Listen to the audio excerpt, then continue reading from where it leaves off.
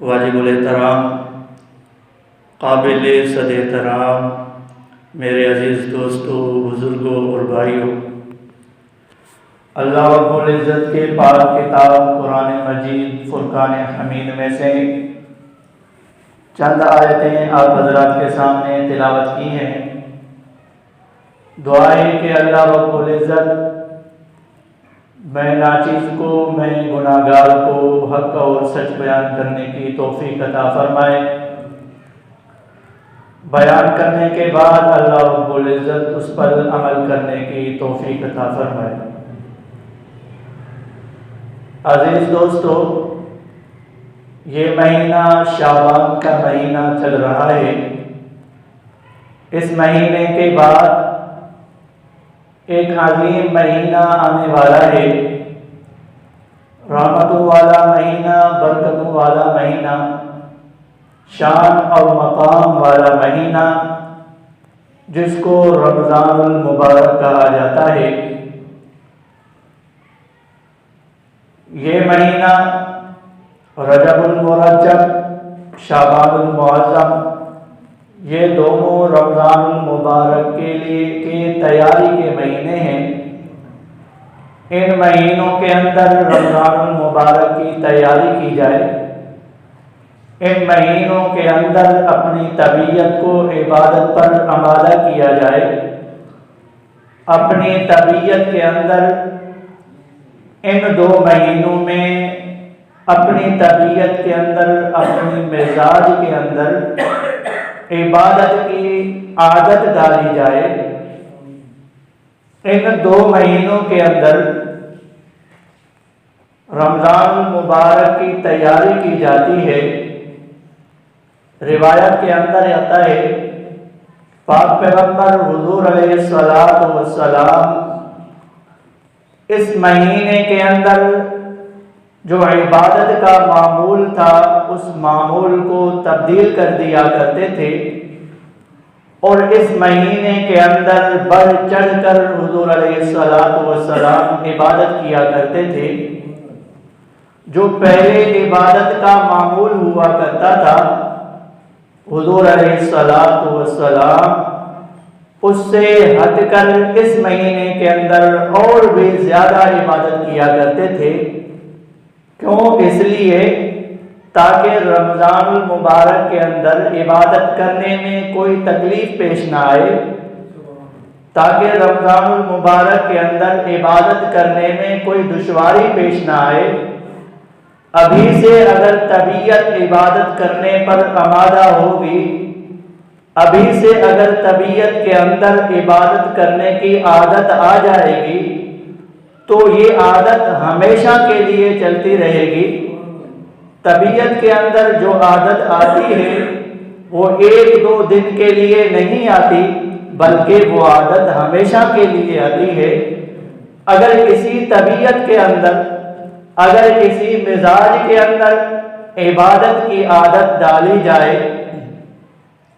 یہ عادت بہت ہی عمدہ ہے، یہ عادت بہت ہی اعلیٰ ہے، جیسا کہ حضور علیہ الصلوۃ والسلام نے اپنی امت کو سکھایا ہے۔ پاک پیغمبر حضور علیہ الصلوۃ والسلام اس مہینے کے اندر ایک دعا فرمایا کرتے تھے اللہ رب العزت سے۔ کیا فرماتے تھے؟ اللہم بارک لنا فی رجب و شعبان وبلغنا رمضان۔ رب العالمین کے پاک پیغمبر حضور علیہ الصلوۃ والسلام اللہ رب العزت کے سامنے گڑ گڑا کر، اللہ رب العزت کے سامنے ہاتھ اٹھا کر اللہ رب العزت سے دعا فرمایا کرتے تھے، اللہ رب العزت سے دعا مانگا کرتے تھے۔ کون سی دعا مانگتے تھے؟ حضور علیہ الصلوۃ والسلام یہی دعا مانگتے تھے، اللہم بارک لنا فی رجب و شعبان وبلغنا رمضان۔ اے اللہ، اے پروردگار، اے رب العالمین، شعبان اور رجب کے مہینوں کے اندر، یہ جو دو مہینے ہیں، ان دو مہینوں کے اندر برکت ڈال، وبلغنا رمضان، اور ان دو مہینوں کے اندر برکت ڈال کر مجھے رمضان المبارک کے مہینے تک پہنچا۔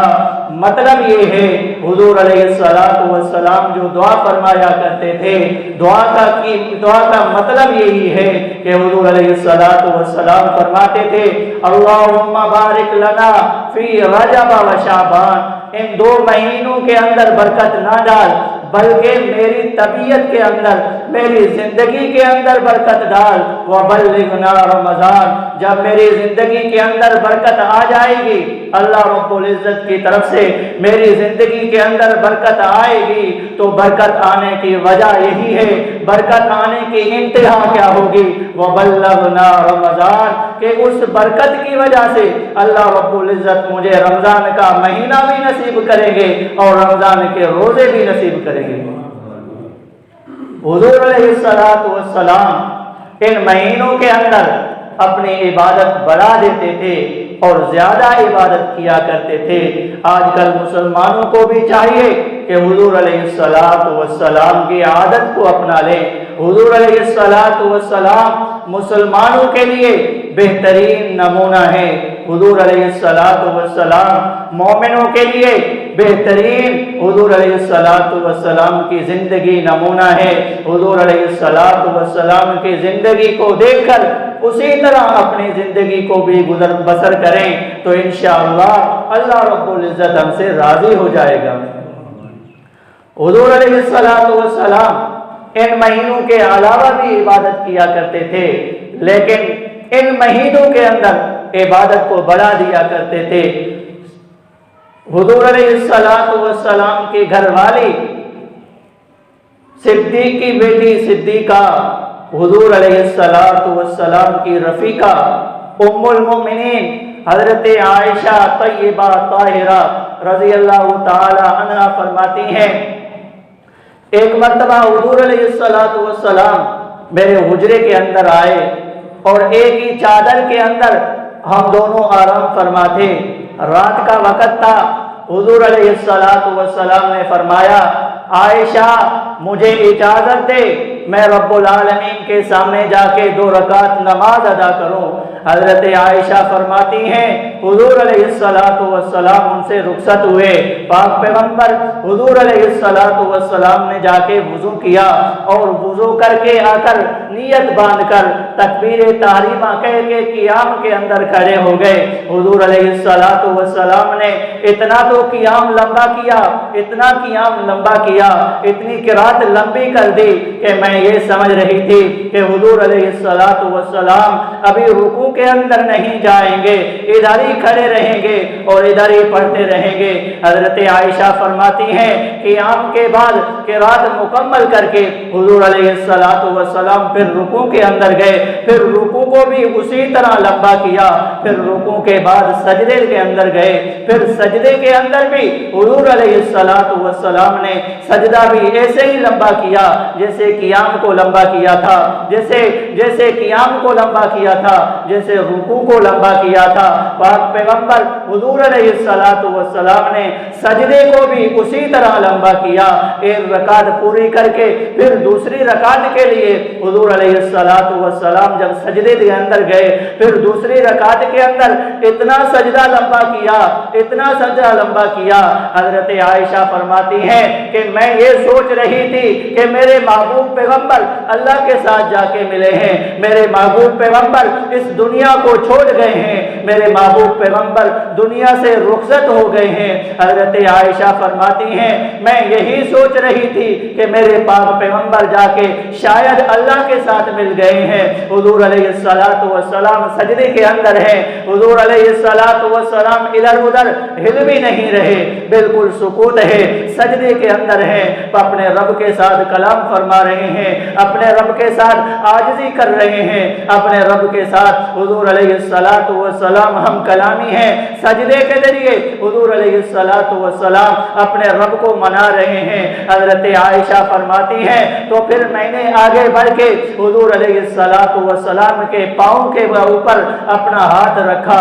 जब हाथ रखा तो हुजूर अलैहिस्सलातु वस्सलाम ने अपने पाँव मुबारक हिलाए तो फिर मुझे तसल्ली हो गई। जब हुजूर अलैहिस्सलातु वस्सलाम ने नमाज मुकम्मल कर ली, नमाज मुकम्मल करके حضرت عائشہ فرماتی ہیں میں پوچھنے لگی آقا بتاؤ تو صحیح آپ نے نماز اتنی لمبی کیوں کی؟ آپ تو بخشے بخشائے ہیں، اللہ نے آپ کو پیغمبر بنایا ہے، اللہ نے آپ کو رسول بنایا ہے، اللہ نے آپ کو رسالت دی ہے، بھلا بتا تو صحیح آپ نے اتنی لمبی قرات اور اتنی لمبی نماز کیوں ادا کی؟ آپ تو بخشے بخشائے ہیں، آپ کے لیے جنت تو واجب ہے۔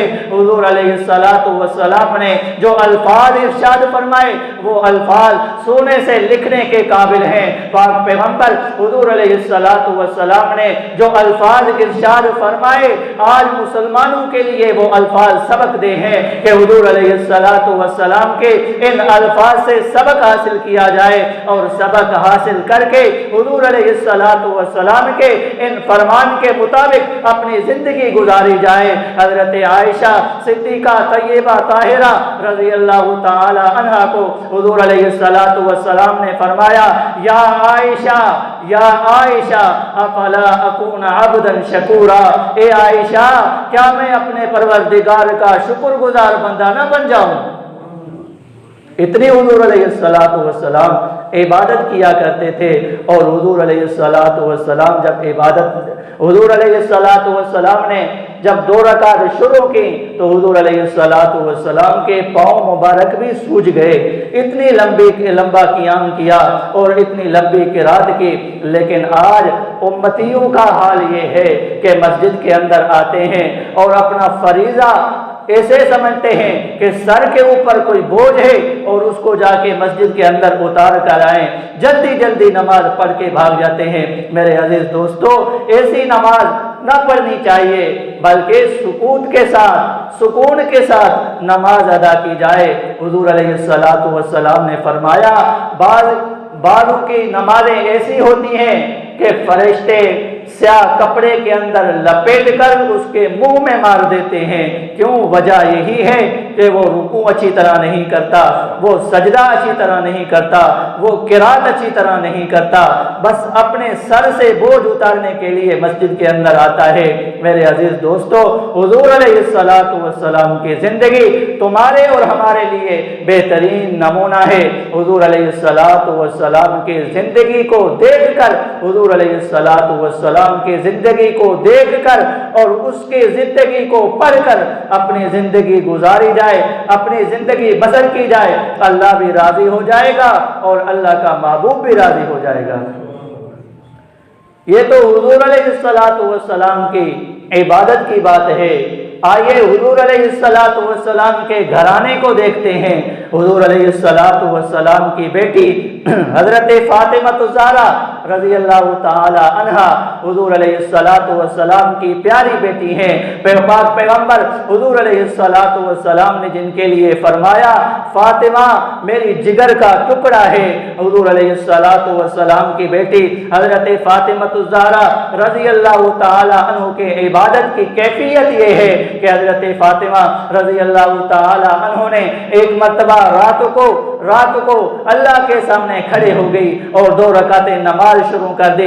پہلی رکعت کے اندر سورہ فاتحہ پڑھ کے سورہ بقرہ شروع کر دی، سورہ بقرہ ختم ہو گئی، پھر سورہ آل عمران ختم کر دی، پھر آل عمران کے ختم کے بعد سورہ نساء مکمل پڑھ لی۔ ایک رکعت کے اندر 4-5 سورتیں پڑھ کے پھر دوسری رکعت کے اندر حضرت فاطمہ الزہرا رضی اللہ تعالی عنہا کھڑی ہو گئی۔ حضرت فاطمہ رضی اللہ تعالی عنہا کی 2 رکعتیں پوری نہیں ہوئیں لیکن رات ختم ہو گئی۔ ادھر سے حضرت بلال رضی اللہ تعالی عنہ نے صبح کی آذان دی۔ جب صبح کی آذان دی تو حضرت فاطمہ الزہرا رضی اللہ تعالی عنہا اپنے رب کے سامنے شکوہ کرنے بیٹھ گئی، اپنے رب کے سامنے شکوہ کر رہی ہے اور یہ کہہ رہی ہے اے اللہ تیری راتیں اتنی چھوٹی ہو گئی ہیں، فاطمہ کی 2 رکعتیں مکمل نہیں ہوئی، تیری رات ختم ہو گئی ہے۔ عبادت ہو تو ایسی ہو۔ حضرت علی رضی اللہ تعالی عنہ کے بارے میں آتا ہے کہ حضرت علی رضی اللہ تعالی عنہ کے جسم کے اندر کافروں کے جنگ کے اندر تلوار تلوار لگ گیا تو پھر اس کو نکالیں کیسے؟